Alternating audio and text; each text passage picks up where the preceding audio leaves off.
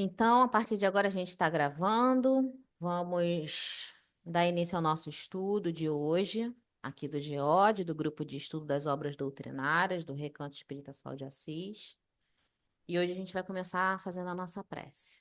Vamos elevar os nossos pensamentos ao Mestre Jesus querido, agradecer por mais essa oportunidade de estarmos aqui reunidos, buscando compreender um pouquinho mais dos seus ensinamentos, estudando essa obra maravilhosa que nos mostra os nossos companheiros pioneiros do cristianismo, com tantos exemplos aos nossos corações, que possamos nos fortalecer nesses exemplos de fé, de entrega, de perseverança, de amor, de união, que possamos trazer para os nossos corações esses pensamentos e essas vibrações, e que possamos, assim, nos sentirmos acolhidos pela espiritualidade amiga que nos ampara, que possamos nos sentir mergulhados no amor de Deus, nosso Paizinho querido,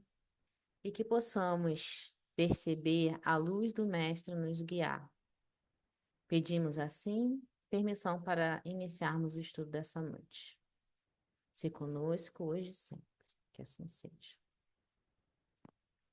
Ó, deixa eu ver, eu acho que eu não dei boa noite para todo mundo. Eu dei para Paola já, para Eliane, para Catinha, para Lourdes, para o Ricardo, para Juliette. Boa noite, queridos. Deixa eu ver mais quem é aqui. A Carlinha tá aqui, a Ana, o André. Bom, vamos lá.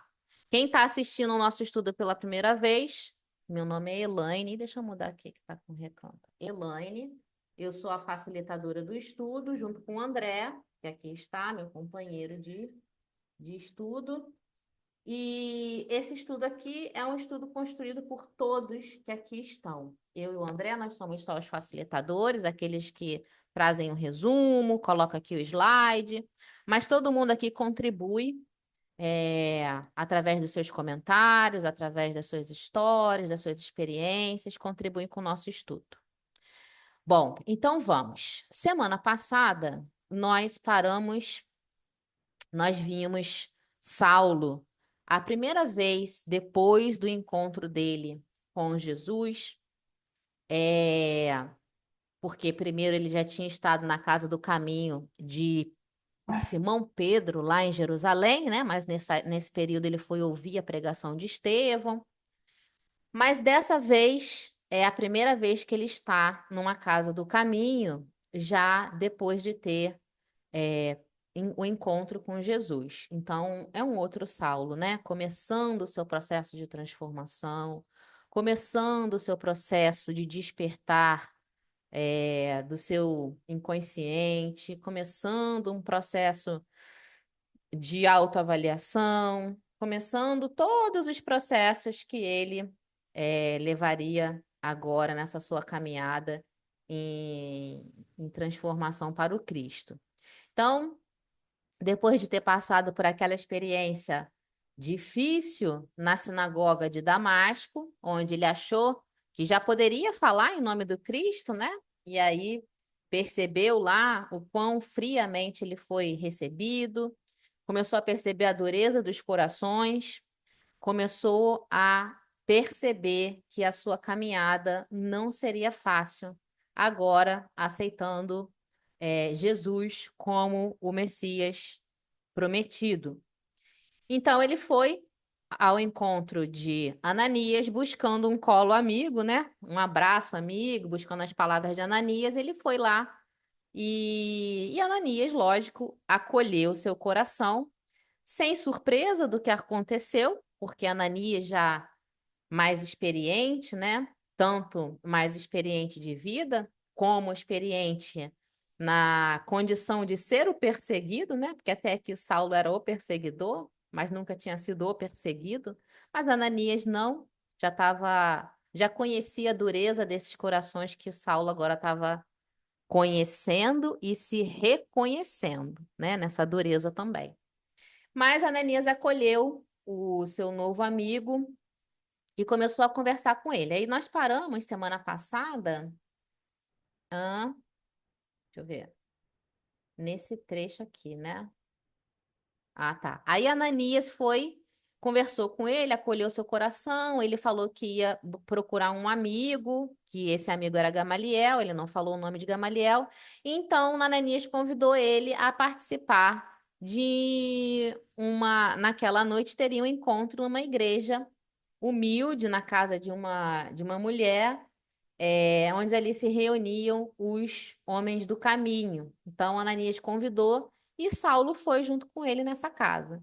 Chegando lá, Saulo se surpreendeu é, com tamanho carinho que ele foi acolhido. Então, acho que a gente parou aqui, né? Foi aqui, Ana, que a gente parou. A cerimônia parecia ainda mais simples que as de Simão Pedro e seus companheiros galileus. Ananias chefiava e presidia o ato. Sentando-se à mesa, Ana.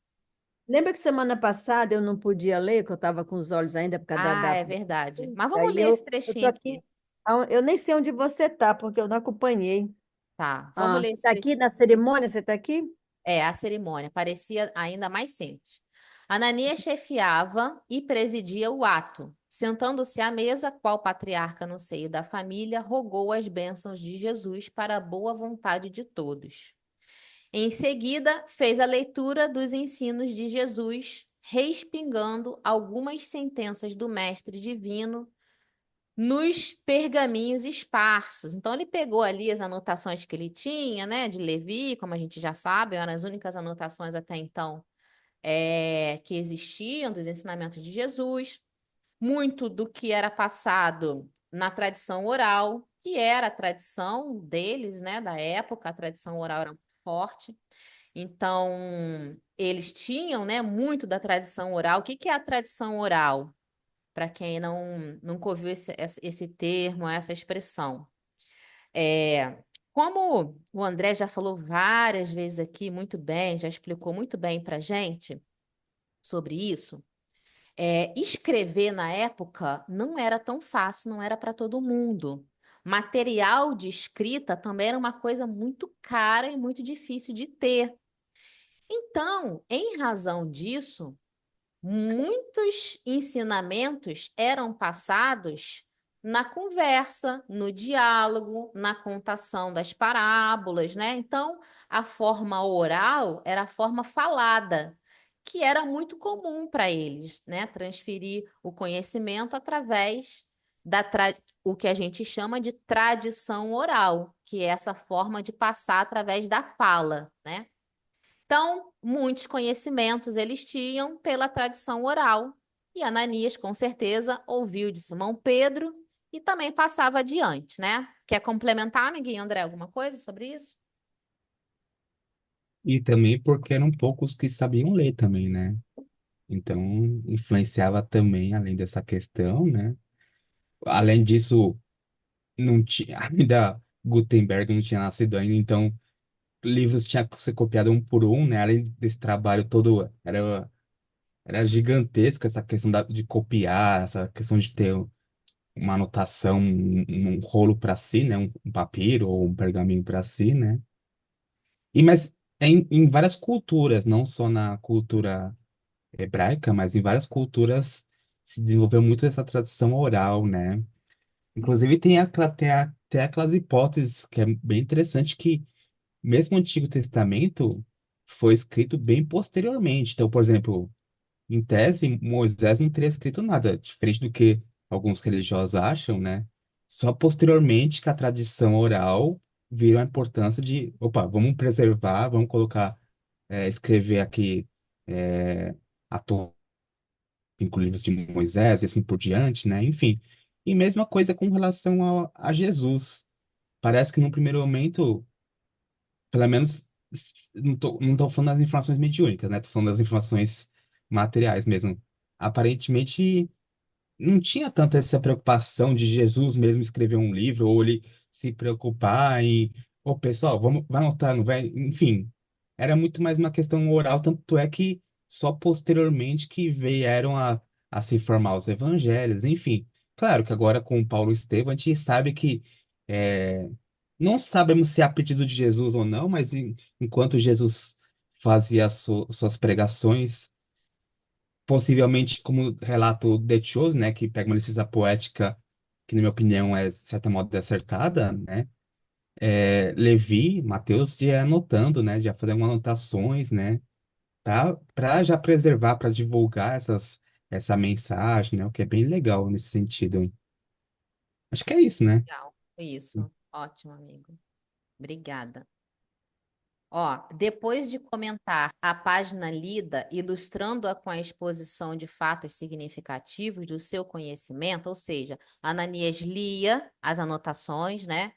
E aí ele acrescentava as suas experiências, aquelas anotações, ilustrava, né? O ensino que Jesus deu ali, ele ilustrava da sua experiência pessoal. O velho discípulo do Evangelho deixava o lugar e percorria as filas e bancos e impunha as mãos sobre os doentes e necessitados, né? A gente comentou sobre isso aqui, falando que a imposição das mãos é um hábito nosso, mas também é um hábito de várias religiões, cada uma com seu ensinamento, né?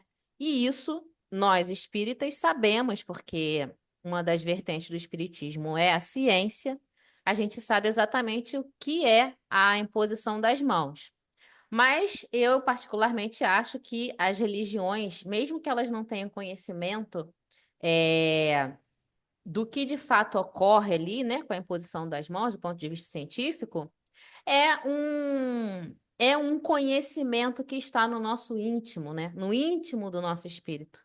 Saber que isso tem algum efeito. Então, por isso que isso é replicado, assim como várias coisas, né, são replicadas por nós, espíritos, em diversas religiões, né? Existe a imposição das mãos. É, O velho discípulo do Evangelho deixava o lugar, percorria as filas de bancos e impunha as mãos sobre os doentes e necessitados. Comumente, segundo o hábito das primeiras células cristãs do primeiro século, ao memorar as alegrias de Jesus quando servia o repasto aos discípulos, fazia-se modesta distribuição de pão e água pura em nome do Senhor. A gente comentou aqui também, e eu fiz questão de ilustrar a nossa gravura desse slide com essa imagem, que Jesus gostava ele de partir o pão sempre que ele se reunia com os discípulos no momento de alimento, né? Ele gostava ele de partir o pão e dividir entre os discípulos, e isso representava muito, né? Representava a humildade, representava o próprio ato de servir, né? Que ele queria mostrar para a gente. Inclusive, ele foi reconhecido, né, depois, em determinada passagem, ele foi reconhecido é, porque ele partiu o pão e dividiu, né? Ele chegou depois da crucificação, né? Quando ele retornou, em alguns momentos ele apareceu, não com a imagem que eles estavam acostumados com ele, né? Materializada de outra forma. Só que na hora que ele começou a partir o pão, eles reconheceram que ali estava Jesus, né? Então, o partir o pão de Jesus é muito simbólico e muito representativo, né? E com certeza os discípulos se sentiam acolhidos demais nesse momento. Então, eles criaram aqui, como o Emmanuel está colocando para a gente, o hábito de continuarem a partilhar o pão. Então, provavelmente, quem conduzia ali a reunião, naquele núcleo, né? Era quem era a pessoa responsável por partir o pão, representando ali o que Jesus fazia, o acolhimento e o servir. Ah. Fazia-se modesta distribuição de pão e água pura em nome do Senhor. Saulo serviu-se do bolo simples enternecidamente. Acho que foi a ceia mais simples, mas mais significativa que Saulo participou até então, né? Porque certamente acostumado a grandes banquetes, né? Até o seu próprio alimento na sua casa deveria ser por si só um banquete, né?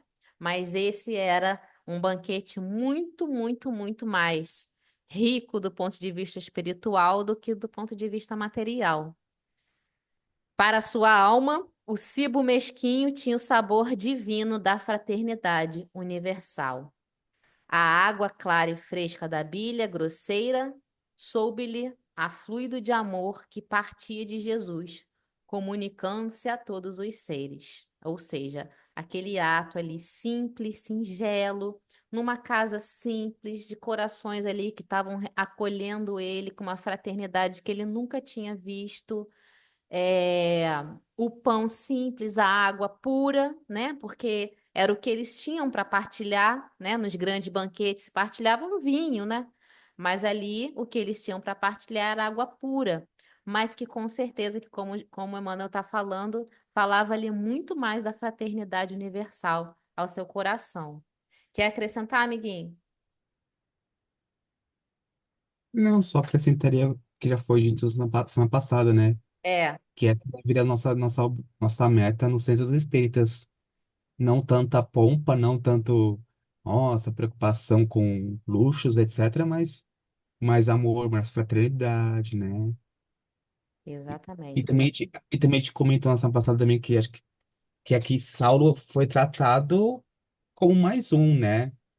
Ele não foi tratado como um ser à parte, um doutor da lei, né? Em Damasco dá a entender que ele não tinha tanta influência assim, talvez, né? Claro, provavelmente ele era conhecido por muitos, mas você vê que o pessoal trata ele sem nenhuma distinção, né? Como mais um. Acho que também isso contribuiu. Não colocaram ele. Nossa, não, vamos colocar ele aqui na cadeira especial para pessoas especiais, fazer menção, né? Com certeza.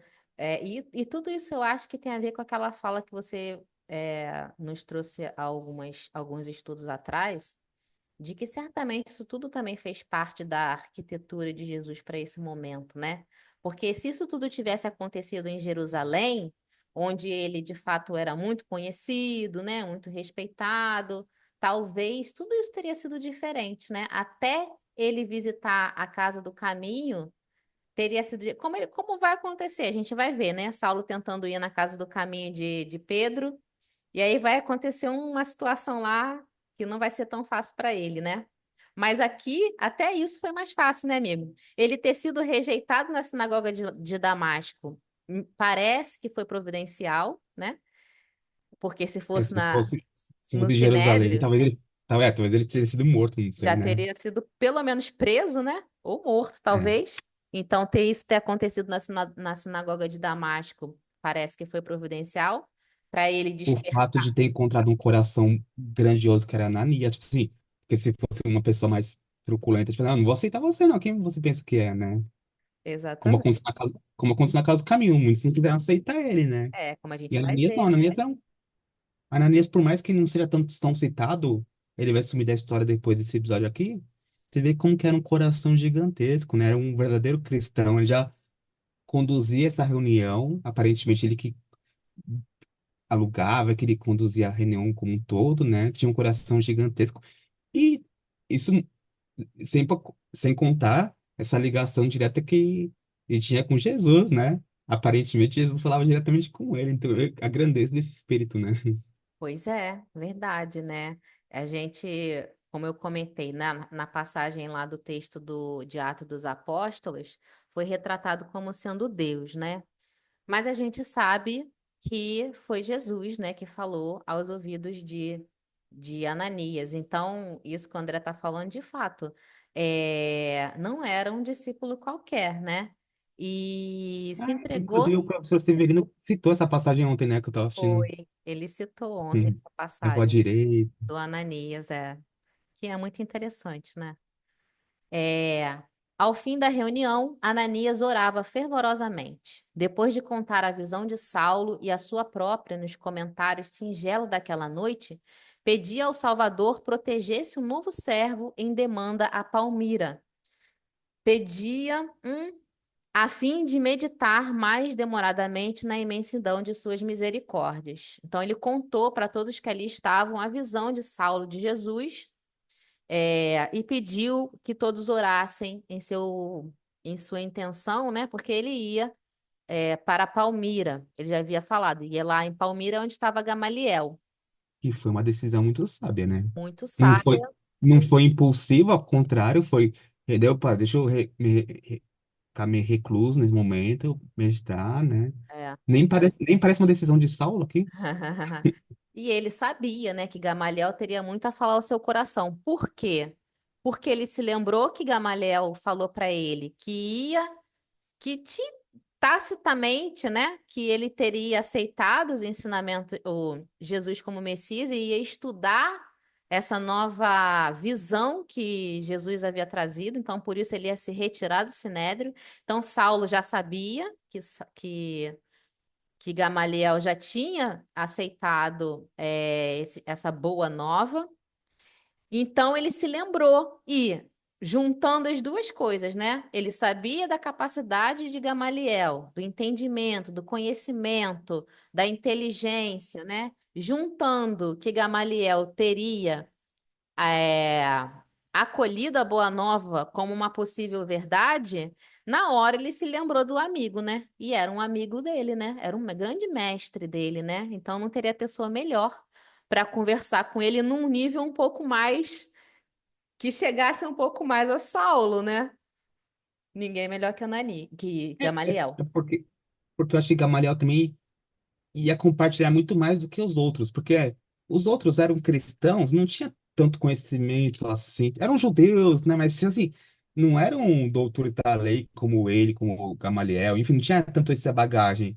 Então acho que também essa conversa com o próprio mestre também ia ter essa questão de compartilhar os pontos em dificuldade, tipo assim, essa travessia que os dois estavam enfrentando, né? Achei É, interessante também esse é. ponto. Porque para poder pontuar algumas questões, né, da lei à luz da nova doutrina, só Gamaliel, né? Para ter Aí esse é só nível outro de nível. conversa elevado com Saulo, só Gamaliel, né? E só Gamaliel, não porque Gamaliel também era um grande conhecedor da lei, mas porque Gamaliel tinha aceitado a Boa Nova. Então, para juntar, né, e esclarecer muitos pontos que Saulo provavelmente estava no seu coração com sede de entendimento, só Gamaliel. E a gente vai ver esse encontro. Estamos dando spoiler aqui, a gente vai ver esse encontro deles. Nas reuniões suntuosas do Sinédrio, olha aqui que interessante, ó. Ah, não, vou voltar aqui. Ouvindo-lhe a Fantástico. rogativa que o calor da amizade revestia de amavio singular, Saulo chorou de reconhecimento e gratidão, comparando as emoções do rabino que fora com as do servo de Jesus que agora queria ser. Olha que bonito, né? Nas reuniões suntuosas do Sinédrio, jamais ouviram um companheiro exorar ao céu com aquela sinceridade superior. Entre os mais afeiçoados, só encontrar elogios vãos, prontos a se transformarem em calúnias torpes quando lhes não podia conceder favores materiais.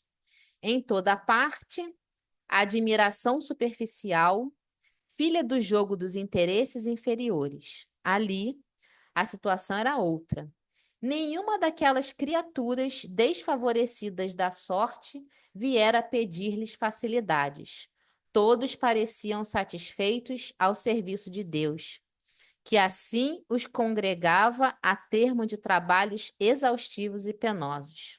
E, por fim, ainda rogavam a Jesus lhe concedesse paz de espírito para o seu empreendimento. Então, ele estava ali vivenciando uma experiência completamente nova ao seu coração, percebendo a verdadeira fraternidade, né, que se estabelecia ali naqueles corações.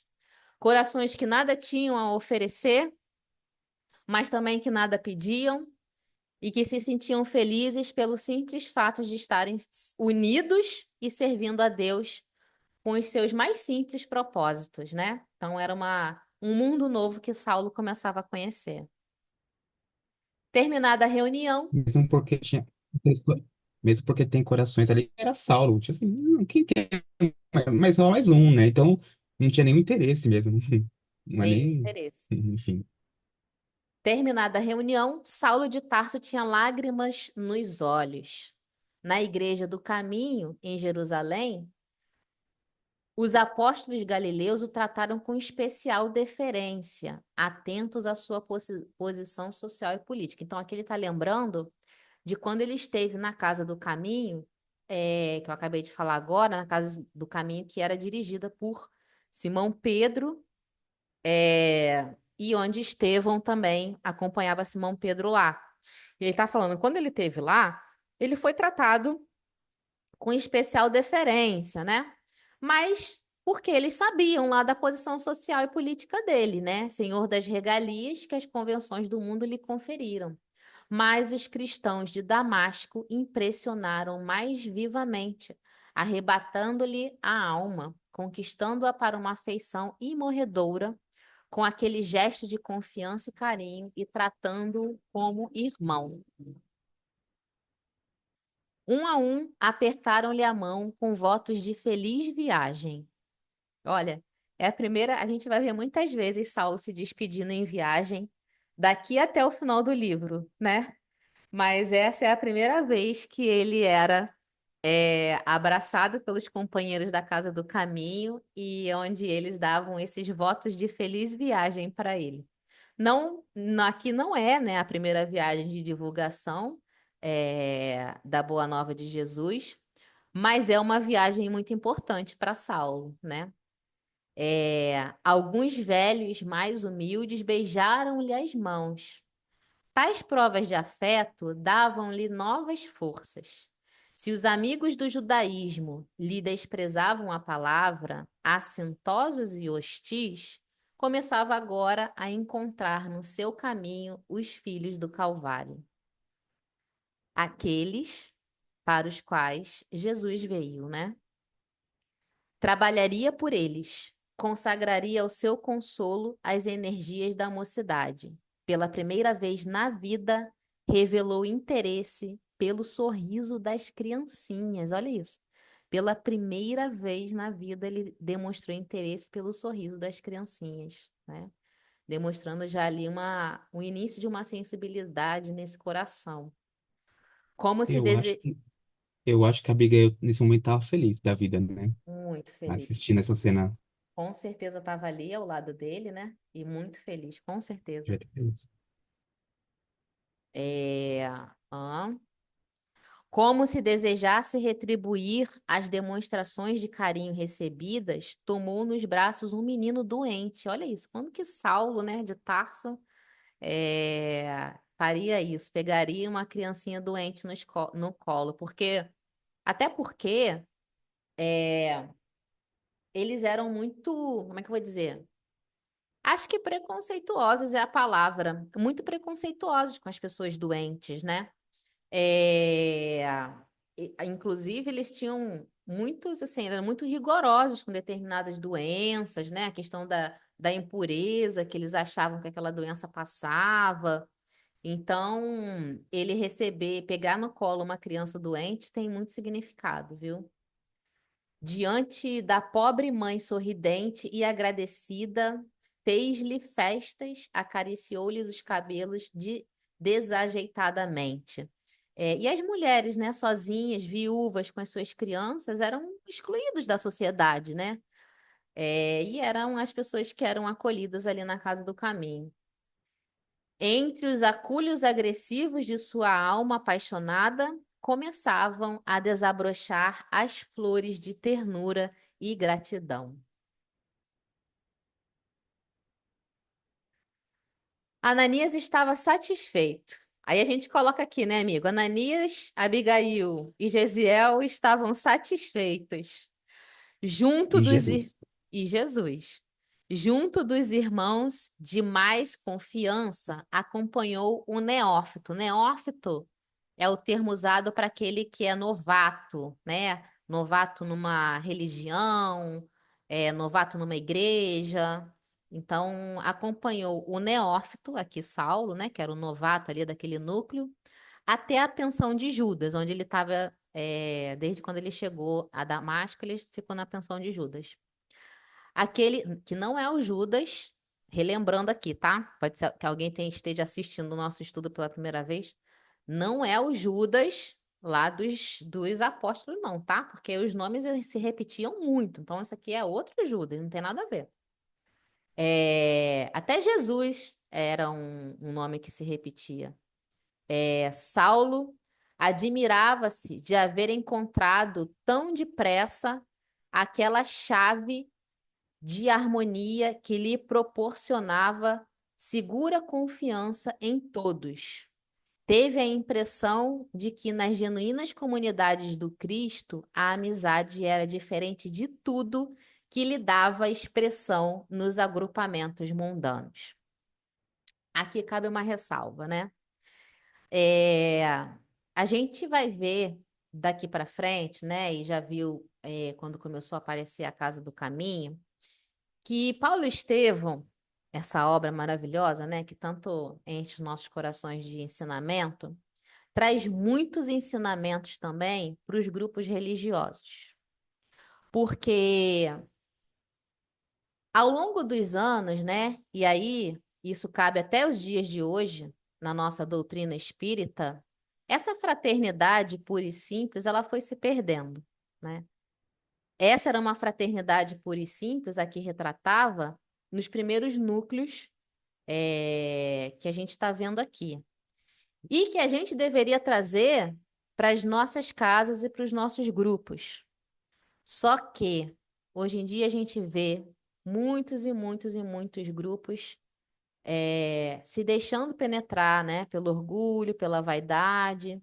E aí essa fraternidade pura e singela que a gente está vendo aqui, essa união verdadeira, todos no mesmo propósito, né, de acolhimento, de divulgar a doutrina apenas, se transformam num grande emaranhado, né, numa grande disputa de vaidades. E isso é muito triste, né?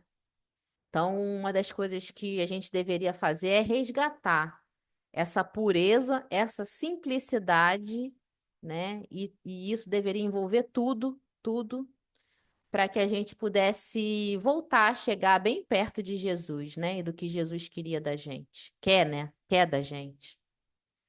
Então, isso foi o que impressionou Saulo, né? Hoje a gente vê que grandes eh, núcleos religiosos, não só no espiritismo, mas em outras religiões também, se parecem muito mais com o que acontecia no Sinédrio do que com o que acontece aqui nesses pequenas casas do caminho. Teve a impressão de que nas genuínas comunidades do Cristo a amizade era diferente de tudo que lhe dava expressão nos agrupamentos mundanos. Na diversidade das lutas sociais, o traço dominante das relações cifrava-se agora a seus olhos nas vantagens do interesse individual, ao passo que na unidade de esforços da tarefa do mestre havia um cunho divino de confiança, como se os compromissos tivessem um ascendente divino, original. Olha aqui. Como se os compromissos tivessem um ascendente divino, ou seja, o ponto de referência dos trabalhos que aquele grupo se reunia era um ascendente divino, era um ponto fixado nos ensinamentos de Deus, nos ensinamentos de Jesus, né? E poucas coisas entre eles conseguiam macular isso. A gente vai ver que quando maculava, era sempre, o comportamento sempre tinha origem na vaidade, no egoísmo, no orgulho, né? Todos falavam como nascidos no mesmo lar, ou seja, eram todos genuinamente irmãos e assim se sentiam. Quer falar, amiguinho? Não, obrigado. Gente, falta pouquinho pra gente falar. Eu queria perguntar se alguém mais quer falar, porque só tá você falando. Alguém quer falar? Deixa eu ver se tem mais alguém aqui. Aham. O Amaro tá aí, a Ju. Vocês querem falar, amores? Colocar alguma coisa sobre isso? Catinha já chegou em casa, graças a Kátia já Deus. saiu do carro. Chegou bem. Kátia quer falar? Ela chegou agora, né? Acho que não vai conseguir. Tá sem som, Kátia. Fala de novo. Não. Tem aquele procedimento que você não fez. Ela tem que entrar duas vezes para conseguir falar. Entrar, sair, entrar e sair. Ah, tá. Então vamos prosseguir. A, a Paola pode criticar Saulo também. Não, agora a Paula já tá começando a ficar. Brincadeira. Ó, Se expunham uma ideia digna de maior ponderação, faziam-no com serenidade e geral compreensão do dever. Se versavam assuntos leves e simples, os comentários timbravam franca e confortadora alegria. E nenhum deles notava a preocupação de parecer menos sincero na defesa dos seus pontos de vista, mas, ao invés, lhaneza lhaneza de trato, sem laivos de hipocrisia, porque, em regra, sentiam-se sob a tutela do Cristo, que, para a consciência de cada um, era o amigo invisível e presente, a quem ninguém deveria enganar. Ou seja, né, mais uma vez aqui sobre o que eu estou falando. Se um expunha uma ideia, né, digna de ponderação, eles ponderavam com serenidade, né, e geral compreensão do dever. Não existia briga de ego, não existia minha ideia mais melhor que a sua, né? Mais melhor não, eu falei melhor que a sua. Não existia nada disso, porque eles sabiam ali, primeiro é, da sua entrega ao trabalho do Cristo, né? Da necessidade de entrega do trabalho do Cristo, da tutela do Cristo e da importância de se prevalecer o melhor para o trabalho, não o melhor para os egos, né? Então, os assuntos, se versavam assuntos leves e simples, os comentários timbravam franca e confortadora alegria. Muito bom, né? Era como todos, né? É como uma família, como ele mesmo aqui ele citou, ele se sentia, né, completamente igual. Ali todos se tratavam igual, não tinha ninguém melhor, nem mais, nem menos pela sua cor ou pela sua condição financeira. Então foi isso que cativou ele, foi a igualdade. Todos ali era igual, não tinha aquele jogo, sabe, como se diz, de bajular para querer aquilo, não tinha aquele jogo, não existia isso, não existe isso, e nem deveria existir hoje entre, entre nós, né?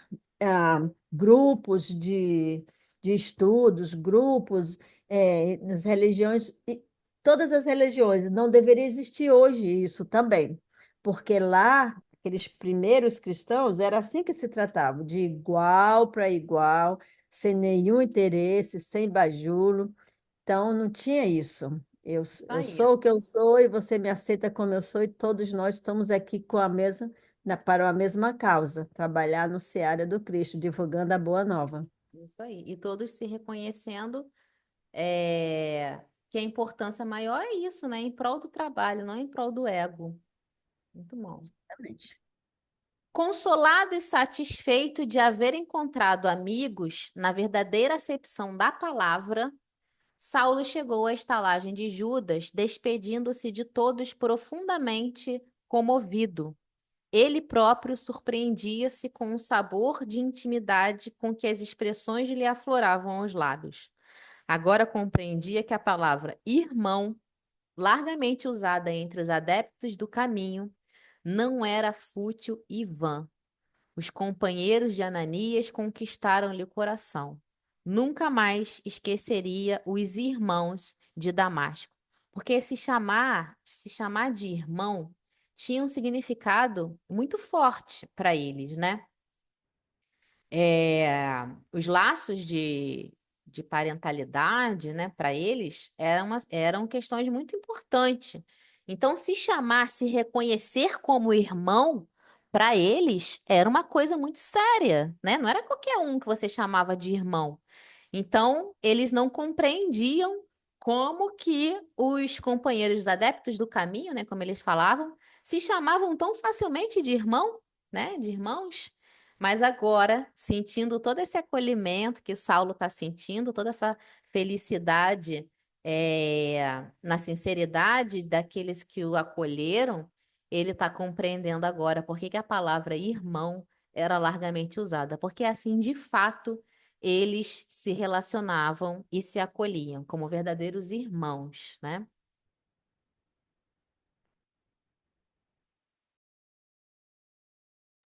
Fechei aqui para não tossir no ouvido de vocês. Alguém escreveu aqui. André escreveu muitos ecos. Muitos. Vamos lá. Agora, os companheiros de Ananias conquistaram-lhe o coração. Nunca mais esqueceria os irmãos de Damasco.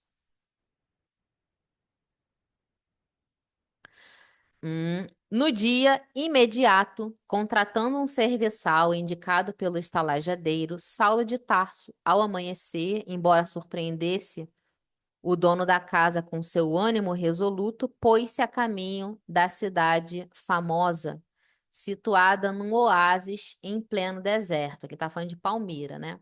Nas primeiras horas da manhã, saíam das portas de Damasco dois homens modestamente trajados à frente de pequeno camelo, carregado das necessárias provisões. Saulo fizera questão de partir assim, a pé, de modo a iniciar a vida com rigores que lhe seriam sumamente benéficos mais tarde. Não viajaria mais na qualidade de doutor da lei, rodeado de servos. Sim, como discípulo de Jesus, adstrito aos seus programas. Por esse motivo, considerou preferível viajar como beduíno para aprender a contar sempre com as próprias forças. Sobre o calor calcitante do dia, sobre as bênçãos refrigeradores do crepúsculo, seu pensamento estava fixo naquele que o chamava do mundo para uma nova vida. Gente, lembrem-se o pensamento fixo de Saulo quando ele veio a caminho em direção a Damasco. Era perseguir, matar, né? E agora ele sai de Damasco com seu pensamento, com seu comportamento já, não ainda o pensamento, o comportamento, o sentimento de Paulo de Tarso, né? Ele ainda vai caminhar uma longa estrada ainda, né? Como disse o companheiro nosso no estudo passado, esse jarro, né, esse vaso escolhido ainda é uma argila bruta, né? Ainda vai ser moldada para chegar a Paulo de Tarso. Porém, esse fervor desse espírito, né? Essa determinação, que é uma das principais características, se não a principal característica desse espírito, essa determinação já traçou aqui para ele.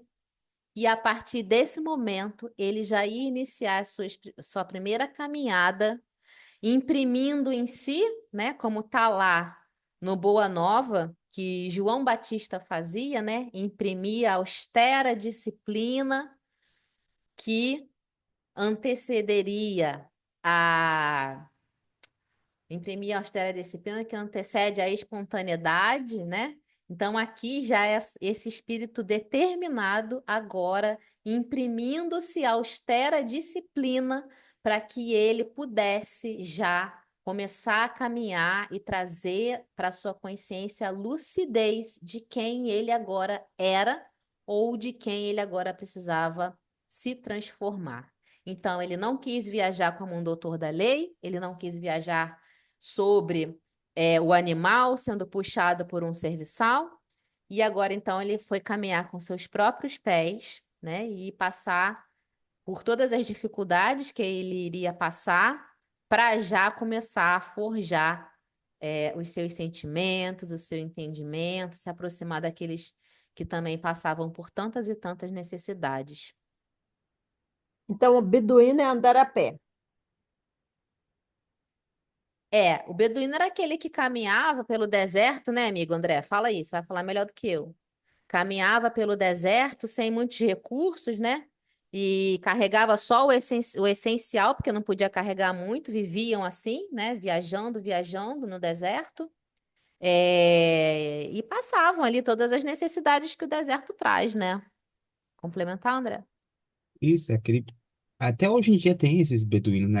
Aquele povo no povo árabe que vive no deserto, nômade, né? Que monta uma barraca, fica um tempo. Geralmente são pastores de ovelhas, enfim, né? Até hoje existem esses beduínos, né?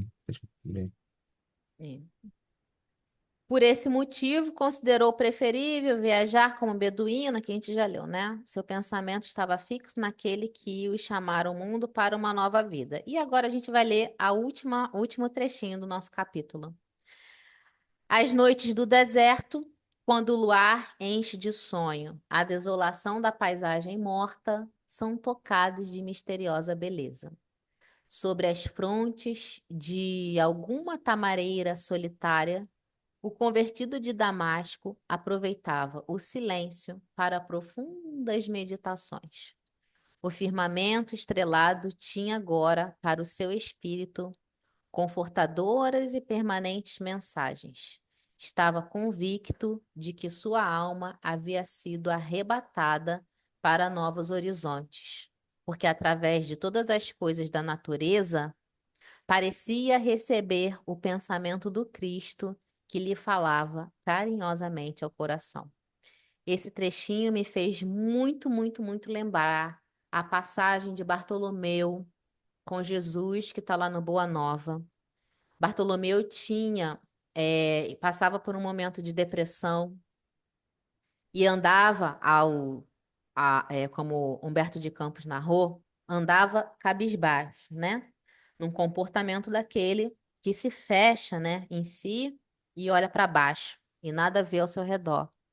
Depois do encontro com Jesus, que Jesus, percebendo que o amigo estava nessa situação, e acolhe o coração de Bartolomeu, depois que Jesus conversa com Bartolomeu, e Bartolomeu sai daquela conversa caminhando também numa noite, né? Caminhando de onde eles estavam para a cidade dele, que era uma cidade vizinha. Ele levanta o seu olhar e agora ele percebe toda a natureza que o rodeia. E através da natureza, ele percebe a presença de Deus e de quanto ele era abençoado por ter o amigo Jesus ao seu lado, lhe acolhendo e trazendo Deus, né, para mais perto do seu coração. E ali ele começa a perceber a lua, a estrela, as árvores, né? E aí ele chega em casa e percebe o quanto ele era abençoado, né? E o quanto ele não conseguia compreender isso. E me lembrei muito dessa passagem, né? Porque a natureza sempre estava presente ali na vida de Saulo. Só que agora ele olhava a natureza com outros olhos, né? Por quê? Porque agora ele se sentia muito mais próximo de Jesus e muito mais próximo dessa nova concepção de Deus que ele está construindo dentro do seu coração. Terminamos o primeiro capítulo da segunda parte do nosso livrinho. Alguém quer fazer alguma colocação? E aqui, sabe, quando ele falou, né, que parecia receber o pensamento, parecia receber o pensamento do Cristo, que ele falava carinhosamente ao seu coração. Aí me veio uma ideia que por como ele está muito envolvido ainda, porque, né, ele viu, o Cristo falou com ele ficou cego e tudo, mas veio no meu pensamento que, ao invés de ser o Cristo, poderia ser Abigail, porque eles tiveram muitos momentos, esse luar, essa natureza, essa noite, carinhosamente. Mas a cabeça dele pode estar confusa, e ele está. E pode ser também Abigail que está ali guiando ele, apoiando ele, sabe, carinhosamente, dando aquele suporte como ela sempre o deu. Ela nunca vai abandonar ele, ela vai ficar com ele até os últimos dias dele aqui como alma. É isso aí, Ana. Com certeza ela estava ali ao lado dele, né? Com certeza. Eu não tenho dúvidas disso. Será que eles se encontraram depois, quando ele voltou ao plano espiritual? Eu tenho essa curiosidade. No, Com no último certeza. capítulo, fala que sim. Sim, é. Ah, Na, é? Vai na dar primeira, spoiler do último capítulo? Vamos dar spoiler do ele último encontra capítulo. Jesus, Estevão e Abigail, contra os três. Eu não lembro dessa parte. É Ah, não, não vai verdade. ler, tem que, não vai, Tem que não vale esperar. ler Tem agora. que esperar a gente Tem que ler esperar. Ah, junto. tem Ó, que... o Ah, é, Ricardo é de Falar falou. nisso, spoiler. falar nisso, para tirar essa ideia da cabeça, o Mildinho tem um programa de estudo, tem uma apostila. Não, não tem apostila, não. A gente tem uma metodologia que a gente segue. Tem. E aí lá a gente vai mostrar, vai falar para quando vocês forem, a gente vai explicar direitinho, tá? Tá bom. Ó, o Só tô... Ricardo colocou aqui, a natureza consubstancia o santuário. O Ricardo colocou no chat que eu tô lendo aqui. A natureza consubstancia o santuário em que a sabedoria de Deus se torna visível. André Luiz, olha que bonito. Onde que tá isso, Ricardo? É de André Luiz, mas aonde que tá? Fala pra gente aí. Muito É o bonito, né? livro Conduta Espírita, Ah, num capítulo escrito Perante a Natureza. que lindo, viu? Lindo. Obrigada, Ricardo. Ó, conduta espírita no capítulo Perante a Natureza. É isso, né? Se a gente não tem a capacidade de olhar para essa natureza, que independente da agressão que a gente faça, ela tá lá, firme, né? Amanhecendo todo dia, e nos mostrando a presença de Deus, a gente precisa evoluir muito ainda, né? Muito bom. Queridos, alguém quer falar mais alguma coisa? Ou a gente encerra aqui? André? Não, os povos antigos, né, tinham muito esse contato com a natureza, né? Coisa que a gente perdeu, quase que hoje em dia a gente fica dentro de casa, a gente tem os celulares, né? Mas não há muito tempo atrás, nossos avós, nossos bisavós, tinham esse contato com as estrelas, enfim, sabiam a hora só de olhar o céu, enfim. Então a gente acabou perdendo esse contato com a natureza, que é muito triste se a gente for pensar, né? Então a gente precisa retomar. A gente lembra o professor Eurípides Barçanufo, que implementava a aula de observação da natureza, enfim, né? É. Enfim, acho que é Então, uma coisa que a gente podia retomar, né? eu tô Nossa. fazendo, podia retomar demais, precisa, né? Eu tô fazendo o estudo da evangelização espírita aqui em Macabu, né? É, eu tô em Macabu, eu tô numa cidade, Conceição de Macabu, é uma cidade do interior do Rio de Janeiro. O Ricardo colocou perfeita colocação do André, muito boa mesmo. Uma Do André Luiz cidade ou do André eu? do André você, né? André Fernandes. Numa cidade aqui no interior do Rio, né? Que é a cidade, tô na casa dos meus sogros aqui. E o centro daqui de Macabu, tô fazendo um trabalho com eles de evangelização, né? É, de estudo sobre a evangelização. E o André lembrou o professor Eurípides Barçanufo e o pessoal lá de Sacramento, eles têm uma evangelização de espíritos, né? É uma metodologia, um pensamento, uns chamam de pensamento, uns chamam de metodologia, enfim. Mas é a aplicação da evangelização da forma como Eurípides aplicava, né? O nosso grande evangelizador. E um dos fundamentos desse pensamento é a evangelização através da natureza, né? O contato com a natureza. E Eurípides fazia muito isso, né? A evangelização em contato com a arte, com a natureza, porque são ferramentas que sensibilizam demais o espírito, né? Então, através dessas ferramentas utilizadas na evangelização espírita infantil, a gente consegue tocar o espírito que ali está, né? Não só o espírito encarnado ali naquela criança, mas o espírito milenar que está ali. Então, a natureza, ela tem uma força que a gente não consegue compreender ainda, né? E esse, como o André bem lembrou, esses povos, né, da antiguidade, duas obras, Deus na natureza. Que, amigo? Fala aí, não entendi. Sim, Camille Flammarion, Deus na natureza, né? O nome. E o outro, O Grande Enigma, de Leon Denis, Não, é porque os dois falam dessa questão de observar, a ver natureza. Deus na natureza. É Ah, isso. lembrei. Muito bem lembrado. A Juliette colocou ambas sensacionais, maravilhosas mesmo. Eu É, gosto de criticar porque a Juliette antigamente participava, falava bastante, agora ela não fala mais nada.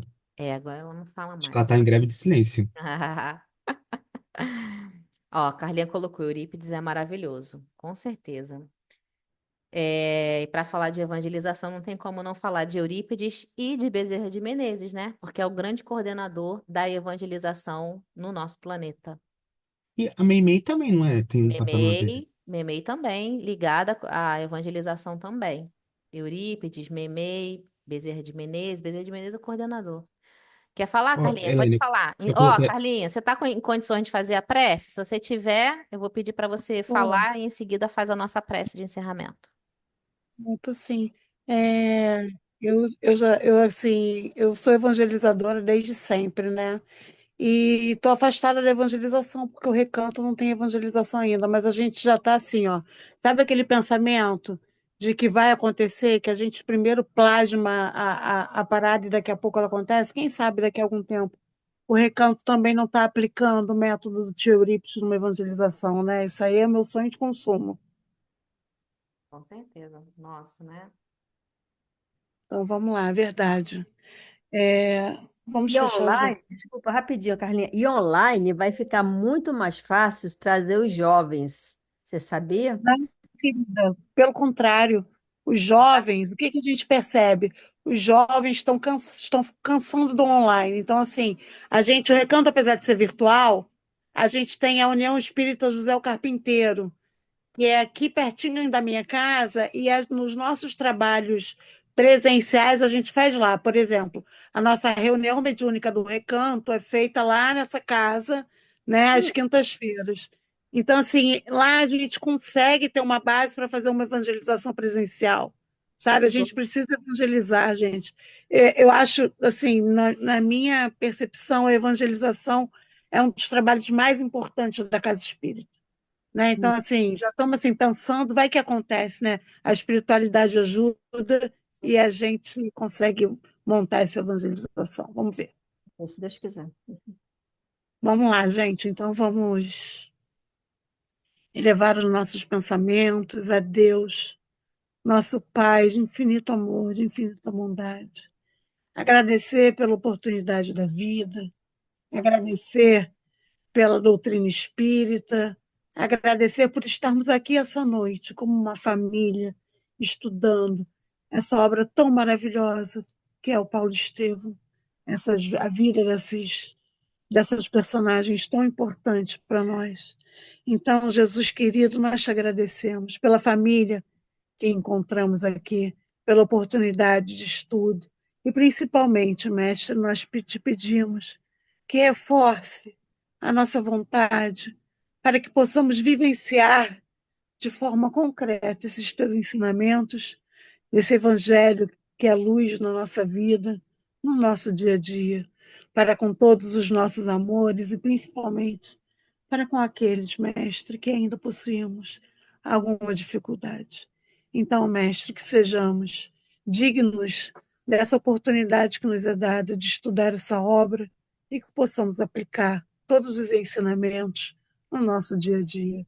Abençoa, mestre querido, a cada um de nós, os nossos familiares, os nossos amores, e que possamos estar juntos aqui na próxima terça-feira para mais um estudo.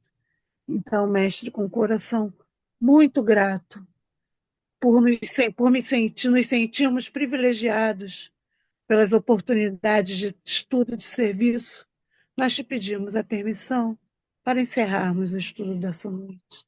Se conosco, mestre querido, hoje e sempre. Que assim seja. Que assim seja, graças a Deus. Obrigada, amiga. Que Melhoras, assim tá? seja. Obrigada. Melhoras, Carlinha. Que assim seja, gente. Tchau. Beijo. Fiquem com Deus. Boa Beijo. semana. Amém.